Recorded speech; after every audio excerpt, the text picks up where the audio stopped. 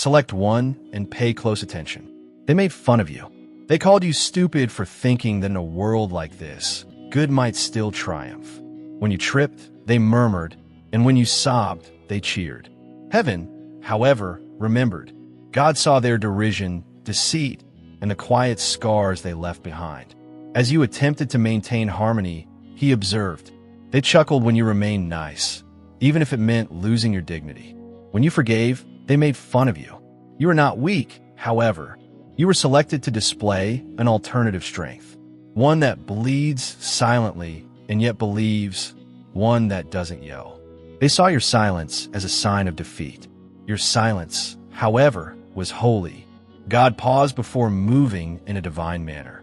A guy by the name of Elon used to exist. People who posed as his buddies worked with him. However, each of his triumphs turned into a comedy. At night, he prayed and asked God why he would let it. Years went by, but God spoke in his soul. If they can laugh at you now, it's because they haven't seen what I've planted in you yet. The same voices who made fun of Elon started to praise him when he stepped up to his calling.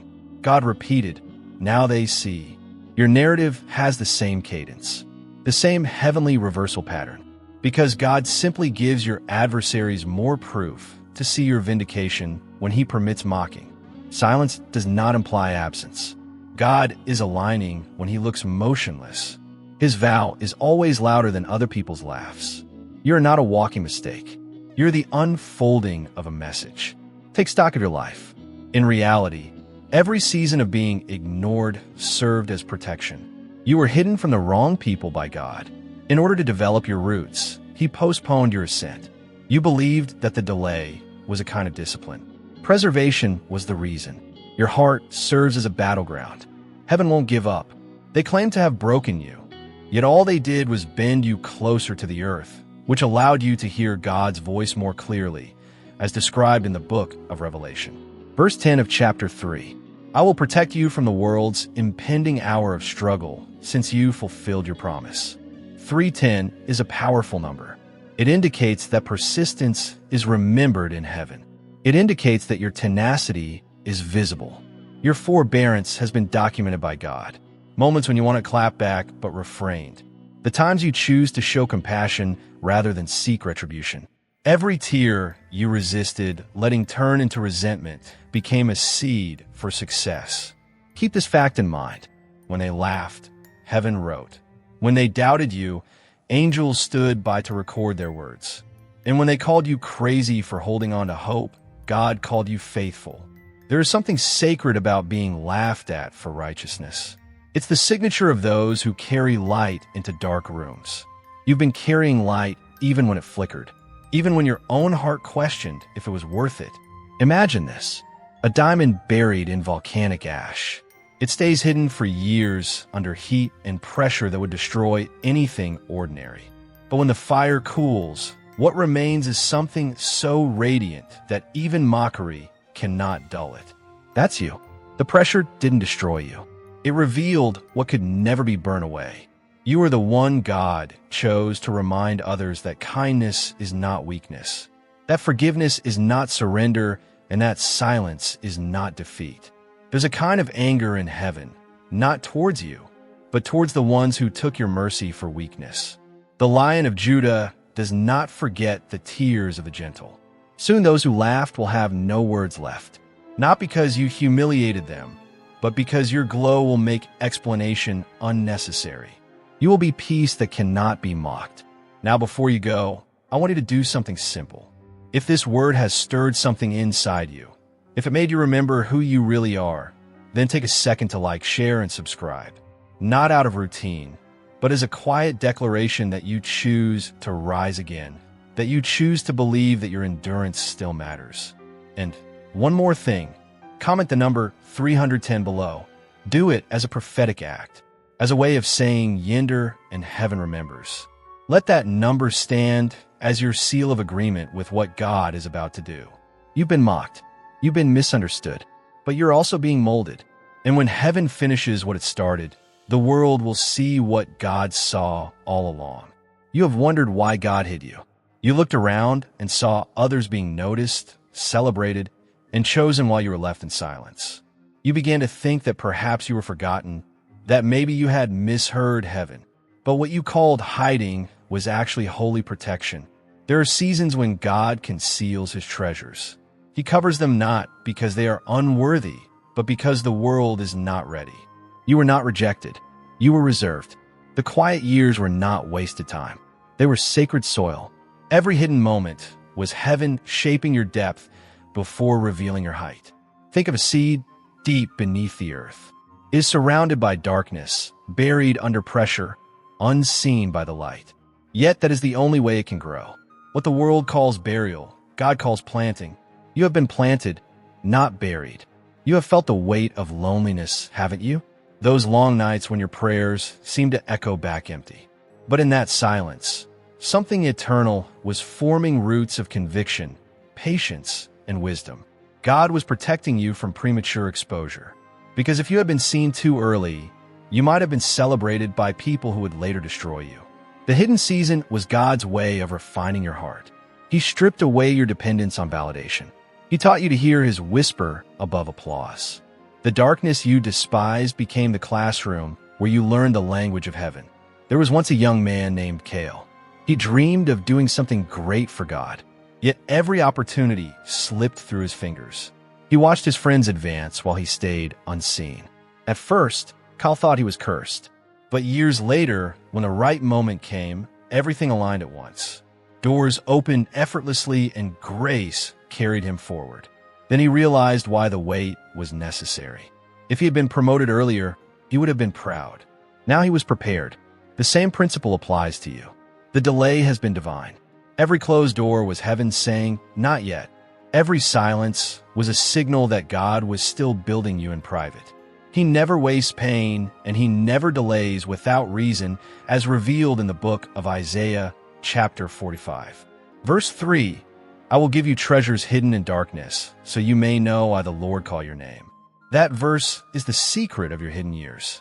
The treasures of darkness are not gold or fame. They are wisdom, endurance, discernment. Hidden riches are not money. They are maturity and intimacy with God. You have been gaining more in the shadows than others have gained in the spotlight. There's a hidden mercy in being overlooked. When you're not in the spotlight, you're not a target. The ridicule you faced was loud, but the attacks you were spared were louder still. God kept you behind the curtain because the scene wasn't ready for your entrance. It's easy to envy visibility, to think being known means being blessed. But sometimes the most blessed people are the ones hidden away, being taught how to carry power without pride. God wasn't punishing you. He was preserving the purity of your purpose. Imagine an archer pulling back his bow. The farther he draws the arrow backward, the greater the force when it's released. Your hidden season is that backward pull. You have felt tension, restraint, delay, but it's only preparation for sudden acceleration. When the release comes, it will make sense why you waited so long. You have not been forgotten. You have been fortified. Every quiet day has been building your endurance, your humility, and your discernment. You're being trained to stand where others fall. When you finally emerge, it will not be as someone seeking attention. It will be as someone carrying authority. Your words will hold weight because they were forged in waiting. Your compassion will heal others because you know what it feels like to be unseen. Do not curse your hidden season. Bless it because when God hides you, he also holds you. His protection often looks like delay, but is actually divine positioning in the hiddenness. Your motives are purified. The applause fades, and the only voice that matters is his.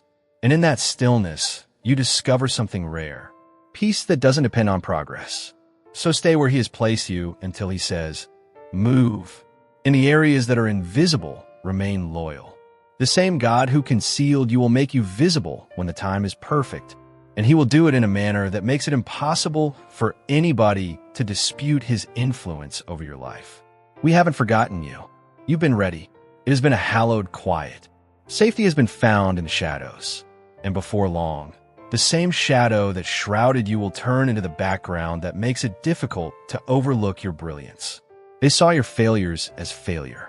Unaware that heaven was preparing a stage behind the curtain, they said, look, nothing's working out for them. The dance you describe as disappointing was really magnificent. Every setback, detour, and no wasn't a rejection. It was guidance. Silence may sometimes create the greatest marvels. You asked God to open doors for you, and God gave them permission to shut. You screamed for clarification, and there was silence in heaven. It wasn't mean. Calibration was the cause. God was changing your course so that you wouldn't be destroyed by what he promised when it came. Consider it as an underneath tapestry. The strands seem to be tangled, chaotic knots, and conflicting hues. However, a flawless pattern emerges when you turn it over. From heaven's point of view, that is how your life has seemed. Beauty above, chaos below. You are woven into the fabric of divine purpose. An individual by the name of LRA used to exist. She had a job, a future, a time frame, and great aspirations. But all she had crafted fell apart one by one. Friends departed. The financial sector dried up. Her pleas didn't seem to be heard. Then she heard that quiet voice one evening when she was strolling around her little apartment. I'm not running late. I'm in agreement.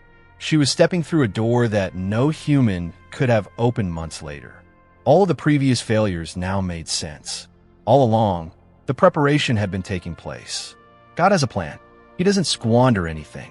He even uses treachery as a technique. Isolation became your classroom as a result of the individuals who abandoned you, pushing you in that direction. Your heart's sorrow turned into evidence that you still had one. The quiet in heaven follows a pattern. God is not disregarding you while he is silent. He is directing events to follow his timetable. Before the transition, there is a hallowed quiet, as recorded by the prophet in the Habakkuk scroll. Verse 3 of chapter 2, because despite its intensity, the vision has not yet been given a specific time. It will undoubtedly arrive, so wait for it. There won't be any delay.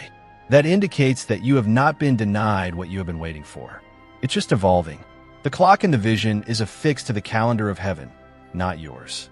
Since eternity doesn't move quickly, God doesn't operate on human timetables. Why now, you've been asking? Why me? Why are we still waiting? The fact is, you need to mature your setup. Certain benefits need weight rather than speed. Glory cannot be carried on brittle shoulders. Thus, God gave you strength by keeping you silent. Recall the archer. The rearward pull wasn't a kind of discipline. It was accurate. God has had a steady hand and a purposeful objective.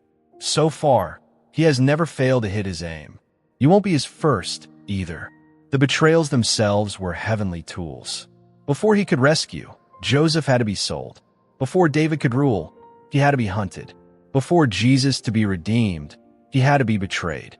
Heaven has a tendency to promote divine benevolence by exploiting human wickedness. And now, as heaven observes your perseverance, the setup is almost finished. Everything is coming together. What wounded you the most was also what helped you the most, as you will soon realize. I thus ask that you take a moment to leave a remark indicating your level of agreement before continuing to read. Below its time, type it as a statement rather than simply words. Heaven is listening, so say it like that. Its timing indicates that you think the apparent delay was fabricated, that you haven't spent your time waiting. It indicates that you are standing firm in your faith, prepared for what God has been working on in the background. You've been doubtful. It's time to be optimistic now, however. You've made it through the night. Get ready for daybreak now. God is going to reveal to you why there was such a lengthy period of stillness. The same people who made fun of your patience will be amazed by your promotion when he does. Everything is put up. The quiet has ended. The moment has come. When everything seemed to be ended, they won't comprehend how you continued to believe. God never intended for people to comprehend that concept. They never got to view the setup. You have to go through it. You were taught to have faith without proof, to worship with no cheers, to have faith without understanding. Darkness is frightened by such trust.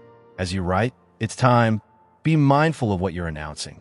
You're not only forecasting good fortune, you're declaring yourself prepared. You're agreeing with divine timing when you tell heaven, I'm done duding. I'm done apologizing for being chosen, stepping into surrender and leaving survival behind. And realize that time has nothing to do with clocks. It has to do with condition. Heaven will wait till your season and your heart are in harmony. Doors move as soon as they meet. You will begin to be recognized by what formerly resisted you. This is the point at which compassion stops. Justice demands to speak for too long, not because God stops loving. They made fun of those who were marked by heaven. They transformed your quiet into submission, your compassion into weakness, and your religion into a joke. However, silence does not imply consent. It indicates that God was observing, and he's getting impatient now.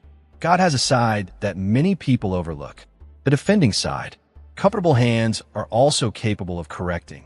It is possible for the same voice that whispers calm to yell in condemnation. His tenderness has been sensed by you. However, those who have hurt you will soon see his strength in the invisible world. Something has changed. Heaven's tone has shifted, even though you may not notice it. Now, what was accepted is being challenged. Your private tears have made their way to heaven's courts. Additionally, your defender has gotten up from his chair. Creation trembles when God is present. His decision is being blown downward by the same wind that brought your prayers above. When heaven starts to move, there are no coincidences. Only time exists, and the book of Nah reveals that moment has come. Verse 6 of chapter 1. Who is immune to his outrage? Who can bear his intense rage? His anger erupts like flames. In front of him, the rocks are broken. 11. This is not anger from a person. It is the type of heavenly justice that brings harmony to areas where cruelty has predominated. For all the things they said to you, for all the times they amused themselves by using your emotions, heaven now provides compensation. Don't consider taking retribution. You're underneath that. Payback is not the point here. It has to do with evidence. God is demonstrating that he is aware of the hardship endured by the virtuous. When his selected are made fun of, he is demonstrating that he takes it personally. The laughter that used to reverberate against you is diminishing. When people discover they were never making fun of you, the same voices that made fun of you will stop talking. The person who sent you is being made fun of. Now the distinction is being made between the cruelty of man and the result of heavenly intervention. Imagine a sleeping lion. The forest becomes noisy. The smallest animals spoke fearlessly. However, all changes as the lion awakens. Because instinct recognizes that judgment has woken, the woodland becomes still. Right now, that's the sound in the spirit. Justice breathing, heaven moving, the lion rising for you. This is not a time to be afraid. This is a relief season. It's lifting the weight you've been carrying. Power is being converted from the agony that was pressing upon your chest. You will soon be vindicated at the exact locations that made you feel ashamed. You won't need to talk. You won't need to provide any evidence. Your tranquility will serve as your evidence. God's protection of you will be evident in ways that words could never describe. An artisan once spent years carving a statue out of a block of marble. His neighbors made fun of him, saying, "You've wasted years on something no one will notice." However, as the fog cleared one morning, the completed sculpture was standing in the sunshine, gleaming in every detail. When they saw what patience had created, those who had made fun of him went quiet. That is the operation of divine justice. It doesn't yell. It makes itself clear. Thus, don't be alarmed by the trembling around you. It's not devastation. It's rearranging, Dane. The shaking is separating the real from the fake, the wheat from the chaff, the pretender from the truth. You are entering God's movement's aftermath. His rage is not disorder. It's a correction. It's the sound of incorrect things getting corrected. Peace will return soon, but it won't be the same. It will be unconcerned, grounded, and deeper. When you look back, you'll see how God transformed quiet into power and suffering into witness. When God becomes enraged, he does it to protect his children rather than to harm them. His justice burns to pave the way for you, not to devour you. He has already conquered the battlefield, and you're going to be able to move freely across it. And you won't feel victorious when that time arrives. You'll get a sense of relief, because winning isn't the point of vindication. It's about getting your breath back. At last, you will release your breath. understanding that God's wrath was never intended to destroy, but rather to free you from the burden of what you were unable to correct. Heaven's quiet will be broken, with peace, not with thunder. Before you see it, you'll feel it. A composed authority inside your soul. Under your healed feet, the same earth that shook under injustice will now remain stable. After that, you will really thank God for every miscommunication, every tear, and every delayed season. You'll realize now that they weren't penalties. They were setting up. Others' laughter will eventually fade, but your mission will live on in the corridors of heaven forever. You have engaged in combat that no one saw. Where others would have fled, you stood. When the response seemed to be slow, you prayed. And when getting even looked simpler, you forgave. Heaven was aware of everything. But now the Lord whispers, you don't have to fight anymore. This battle is mine, Lamb. For too long, you carried your own defense.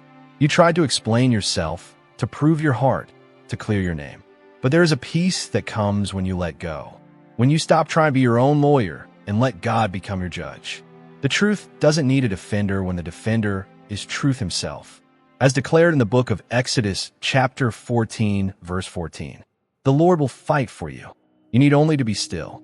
Now, this is where vengeance shifts from your hands to his. You're not called to revenge. You're called to rest. The Lord knows how to return justice in ways that heal rather than harm. His vengeance is not fueled by wrath, but by restoration. He doesn't fight to destroy. He fights to make right. So let him fight for you. Stop rehearsing the pain and start releasing it. Every word they spoke, every time they laughed, God remembers. But his justice looks different than yours. Where you would demand repayment, he delivers redemption. Think of a garden after a storm. The rain breaks branches, scatters leaves, and floods the soil. It looks ruined, but in a few days, new life begins to push through. The soil was softened by the very storm that seemed to destroy it. That's how divine justice works. The storm wasn't your end. It was heaven's way of preparing your ground for growth. You may not see it yet, but heaven is already rebuilding in your favor. The places of your loss are becoming altars of testimony. What you thought was over is now the beginning of restoration. And as this message reaches you, remember this truth. The same voice that called you to endure is now calling you to exhale. You don't have to hold your guard anymore. You don't have to prove your worth to people who couldn't see it. Let God speak on your behalf. His voice will carry farther than any rumor ever could. When God defends his chosen, he does it in such a way that everyone watching will know this was divine. You won't have to post about it. You won't have to prove anything. Your peace will be your announcement. Now, if this message has touched you, if it has reminded you that God himself fights for you, take a moment to respond, not out of obligation, but out of gratitude. If you feel led, like and share this message. Think of it as lighting a candle in someone else's night. Your click might be the small spark that keeps another soul from giving up. If your spirit feels drawn, subscribe not for numbers, but to stay within a flow of words that remind you who you are when life tries to make you forget. Every new message is a gentle knock on your heart, saying, you're still chosen. End of trend. And to those who feel the deeper pull, if you wish to donate, do it like one pouring oil into a lamp that never goes out.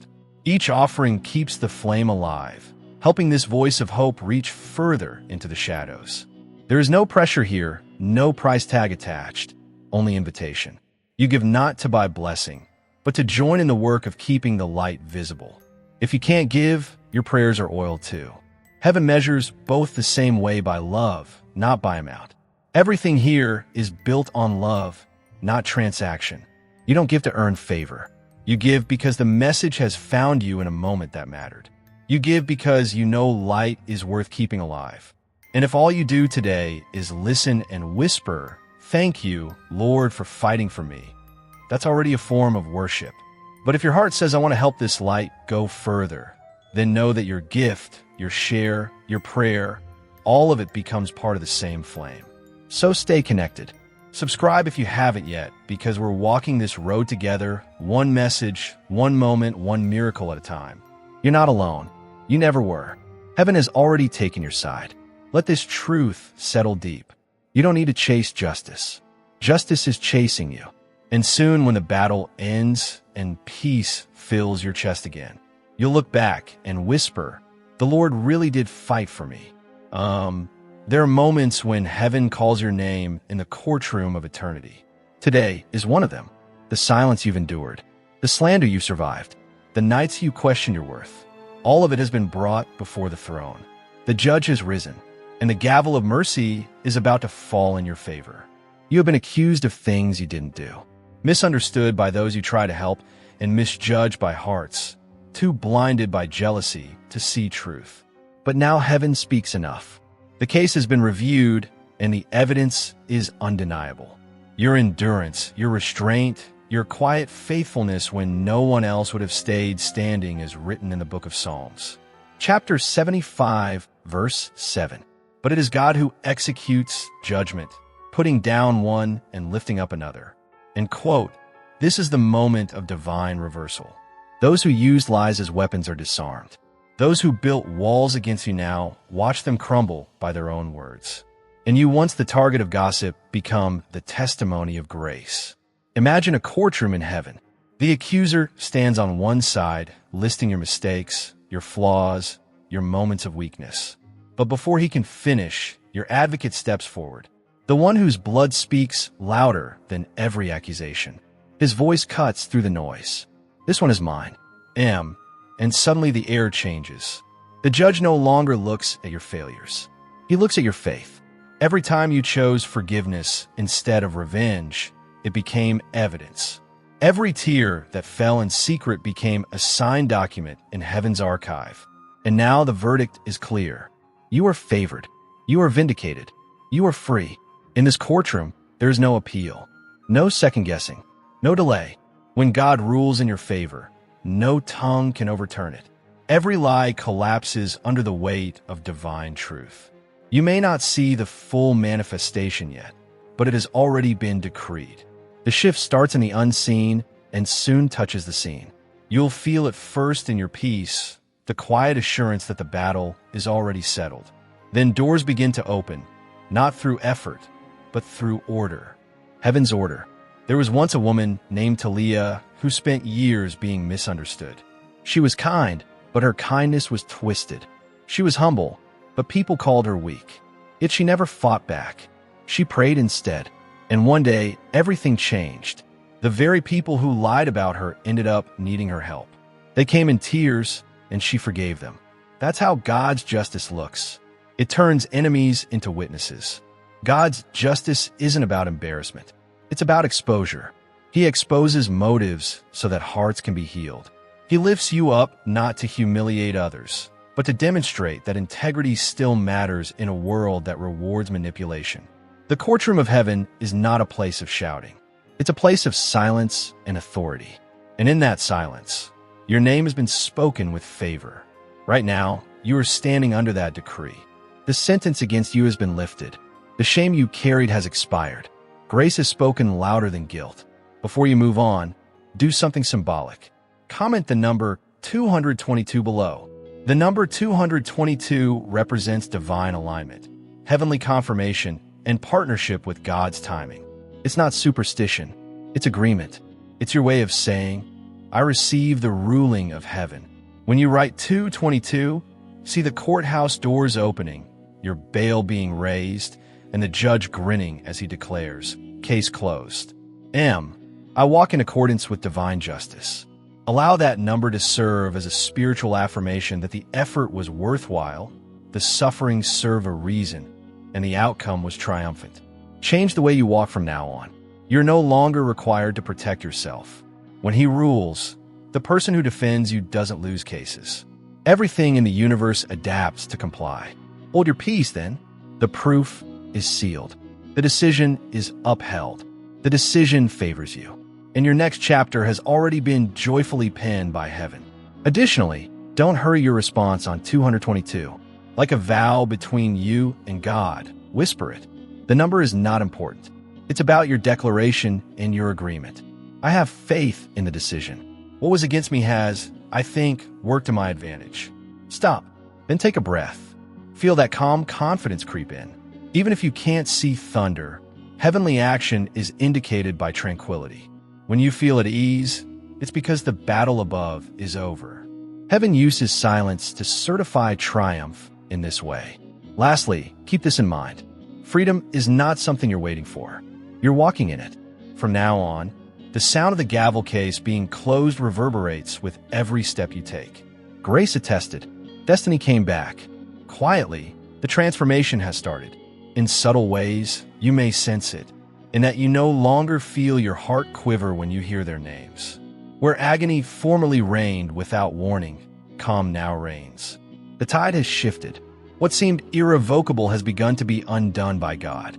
This is how his justice is mysterious. It comes with order rather than noise.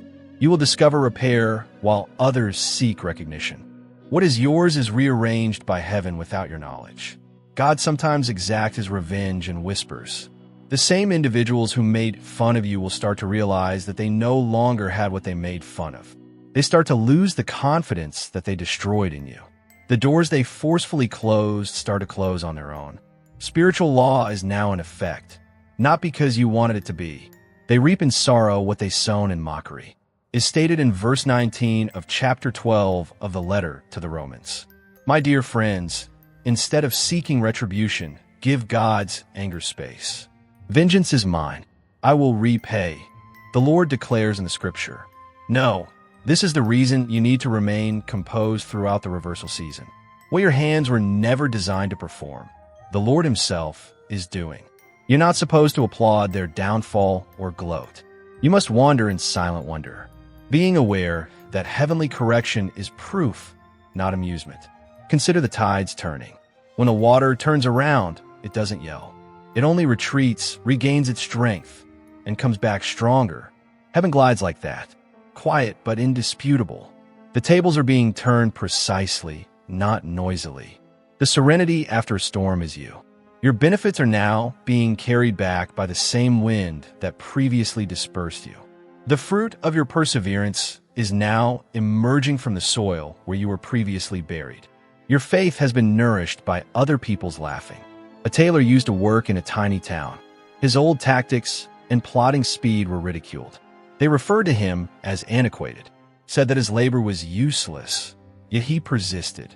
When the city had a large celebration years later, everyone flocked to him for exquisite clothing. Once they had laughed, but now they were humiliated and in line. That is the appearance of reversal. Time exposing what mockery could never take away. God's justice often seems as irony rather than devastation. Those that harm you are not destroyed by him. He allows them to see your development. He demonstrates to them how grace can transform suffering. He enables people to see that the same individual they disregarded turn out to be evidence that his word is always true. This season, your task is easy. Maintain a pure heart. Don't allow your newfound tranquility be stolen by resentment. Keep in mind that vindication is a gift, not a weapon, when God begins to publicly reward you. Wear the crown he bestows upon you and walk with humility. For arrogance would only attract more shackles.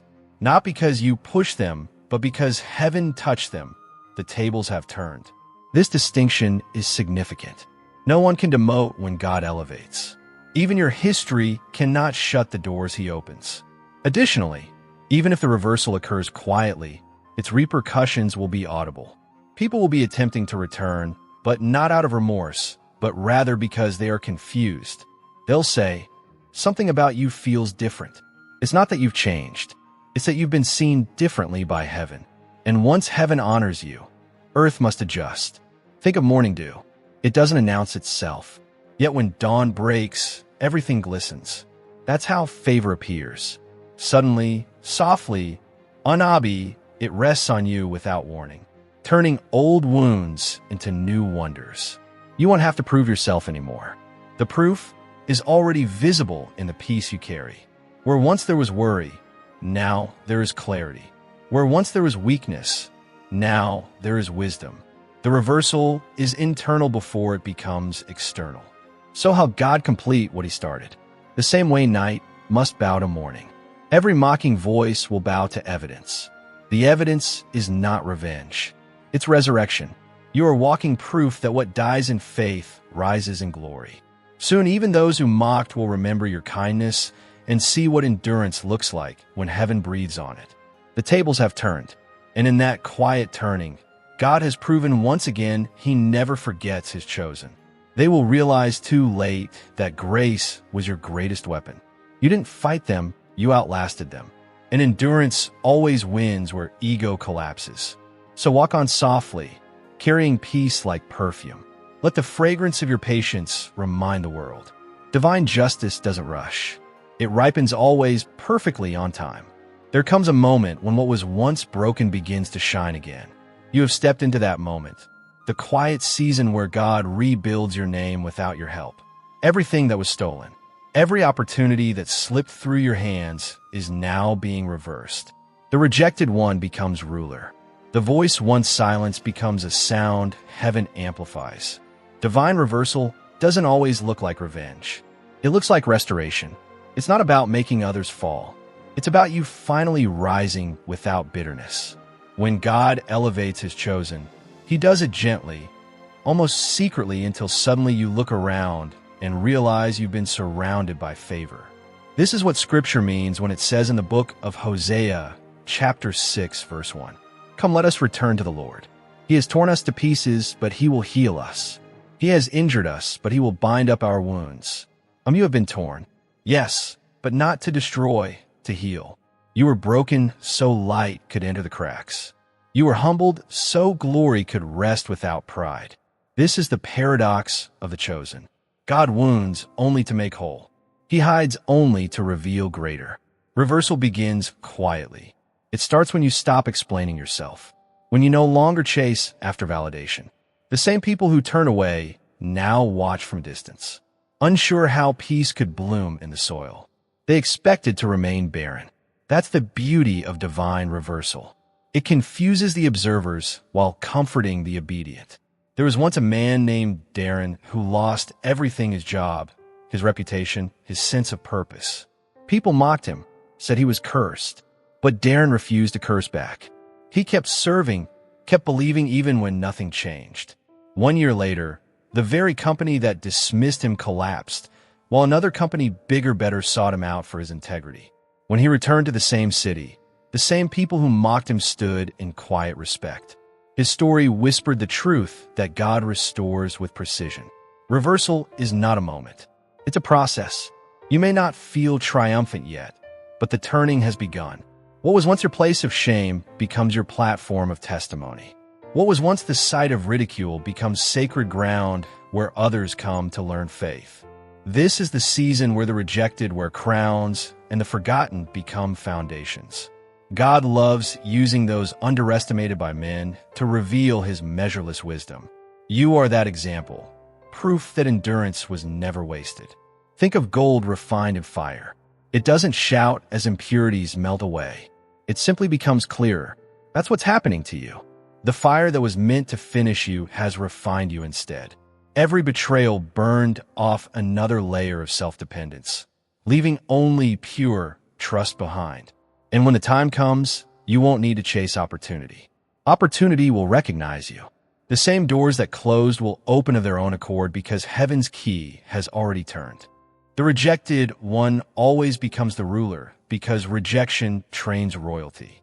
You have learned empathy in obscurity, wisdom in waiting, strength in stillness. These are the qualities that kings and queens in God's kingdom must carry. The throne of purpose isn't earned through ambition. It's bestowed through endurance. When you finally step into the spotlight of fulfillment, you will realize the true meaning of victory. It's not the applause, it's the alignment. It's not the crown, it's the calm assurance that you didn't have to compromise to arrive. There will be people who return not knowing what to say. Let them forgive them silently. Grace has already done the explaining for you. You don't need to remind them who you are. Your peace will do it better. And when you walk through the places that once broke you, walk slowly. Let heaven see that you remember how it felt to be unseen. That humility will protect your new elevation. The crown that's coming is not metal. It's mercy. It's the glow that comes from surviving without becoming bitter. It's the confidence that doesn't need noise. This is the meaning of reversal, not revenge, but revelation. You were never losing. You were being aligned. You were never forgotten. You were being framed for glory. So breathe deeply now. You're standing in the dawn of restoration. What was stolen is returning, not in pieces, but perfected. And soon everyone will see what heaven saw all along, that you were never the broken one. You were the becoming one. You've been through the silence, the waiting, the hidden years, and now the shift is visible. The evidence of your endurance begins to bloom in ways even you didn't expect. You walk into rooms where you once felt small, and something in the atmosphere recognizes you. Faber follows you quietly, but unmistakably, yet in this season of rising. God reminds you stay anchored. Vindication is not about pride. It's about purpose.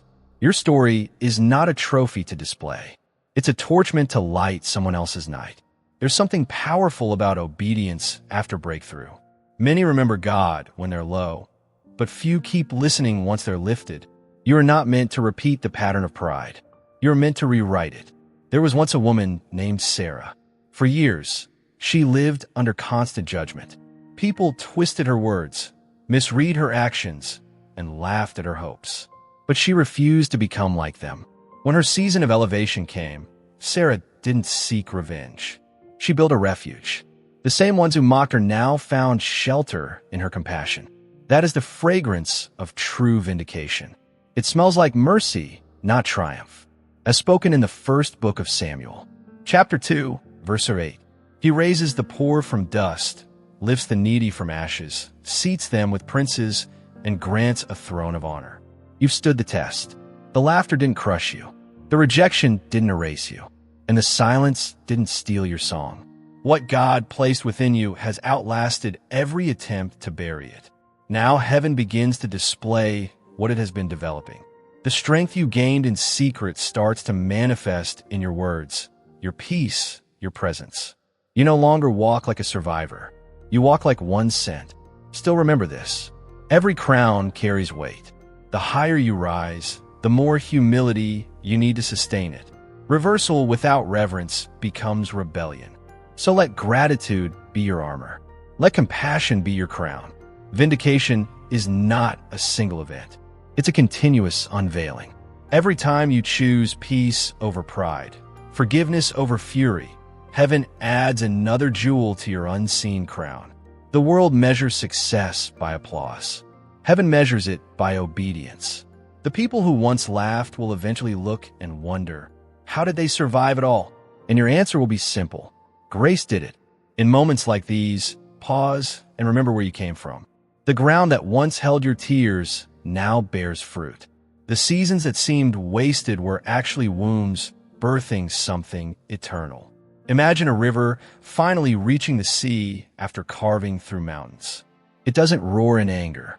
It flows in gratitude. That's your spirit now. No longer striving, just flowing. Everything that resisted you is now carrying you forward. And this is where your next act of faith comes in.